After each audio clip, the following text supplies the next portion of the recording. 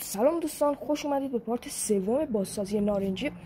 ما بعد از اینکه حالا رنگمون میبینید خوش شده، یکم آب پاشیدیم بهش تا آبگریزی رنگمون رو من نشون شما بدم و نتیجه نهایی رنگمون رو ببینیم با هم. دوستان رنگ رو به نسبت خوب زدم. الان ما بعد آماده شما بریم به تعمیقات لاستیک و توی به جلو رو عوض کنیم. این پدال ها باید عوض بشه، یه جک بزنیم برای دوچرخه و زینمون رو از این حالت خرابی و اگه بشه کامل تعویضش کنیم و از اون زین معمولی ها بندازیم و ترمزاش هم یکم حالا بیایم و تقویت بکنیم. پس بریم برای آماده شدن و رفتن به تعمیرگاه دوچرخه.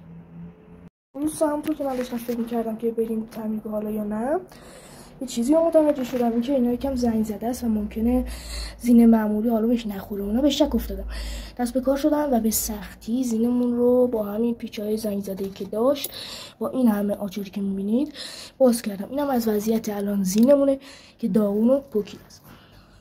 این شده رخ بدون زین دوچرخه. من تو برنامه‌ام هست که این رو هم در بیارم از دوچرخه. زین دوچرخه برادرم رو باز کردم، آوردم و تا اینجوری بذارم به این صورت، ببینم مثلا هم برای مثالی رخش چطوری میشه. رخش همچین چیزی شد که به نظر خودم خوبه، یعنی به دوچرخه میاد و رخش رو نو جدید میکنه. حالا اگه ما این پدال و لاستیک جلو اینا هم که عوض کنیم که اصلا ماه میشه دوچرخه و 4 میلیونی من میتونم 4-5 میلیون این دوچرخه رو بفروشم.